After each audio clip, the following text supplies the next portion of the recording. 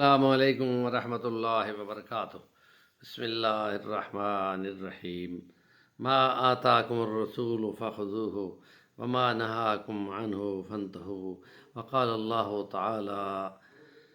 لقد کان لکم فی رسول اللہ اسوۃ حسنہ۔ صدق اللہ العظیم۔ سیرت نبوی صلی اللہ علیہ وسلم ہمارے لیے معیار ہے، نمونہ ہے، اور ہم اس سلسلے میں سیرت نبوی کے مختلف پہلوؤں کا احاطہ کرتے ہوئے ان کو مطاع اور فرما برداری کے لیے ایک نمونہ اور مثال قرار دیتے ہیں، اور حقیقت بھی یہی ہے۔ تو رمضان المبارک میں ہم نے رمضان شریف کو عبادت کے طور پہ اس کو مختلف پہلو بیان کیے، فضیلتیں بیان کیں، اور اس کے بعد آخر پہ کچھ وعیدیں بھی ہم نے ذکر کر دی ہیں جو بہت زیادہ خوفناک تھیں۔ اور اس کے بعد اگلا مہینہ شوال کا ہے، اور شوال کے مہینے میں عمومی ٹرینڈ یہ تھا کہ اس مہینے میں شادیاں نہیں کرنی چاہیے۔ تو اگر ہم حقیقت دیکھیں تو اس سلسلے میں ہمیں حضرت نبی پاک صلی اللہ علیہ وسلم کی اپنی سب سے محبوب بیوی اماں عائشہ سے نکاح کا تذکرہ ملتا ہے،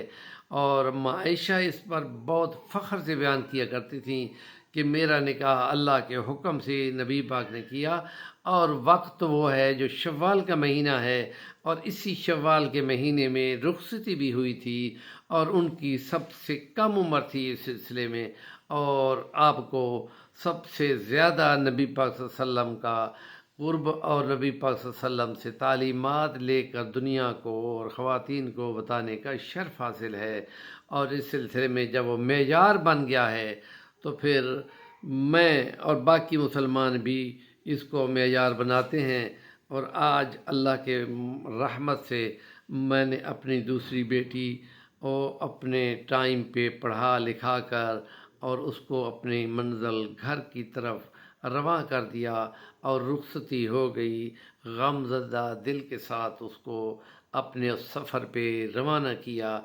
اور پھر یہ خوشخبری ملی کہ نبی پاک نے فرمایا جس کی دو بیٹیاں ہوں، ایک بیٹی ہو یا دو بیٹیاں ہوں یا دو بہنیں ہوں، اور وہ ان کی خدمت کرتا رہا، تعلیم و تربیت کرتا رہا، یہاں تک کہ وہ اس سے رخصت ہو گئیں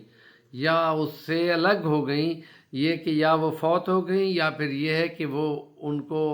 شادی کر کے بیاہ دیا اور وہ اپنی منزل پہ رواں ہو گئیں، تو نبی پاک نے اس کو خوشخبری دیتے ہوئے فرمایا کہ میرے ساتھ وہ یوں جنت میں جائے گا، اور آپ نے اپنی دو انگلیاں ملا کے دکھائیں۔ اور یہ بہت بڑی اس سلسلے میں خوشخبری ہے کہ اس معاشرے میں کہ جہاں پہ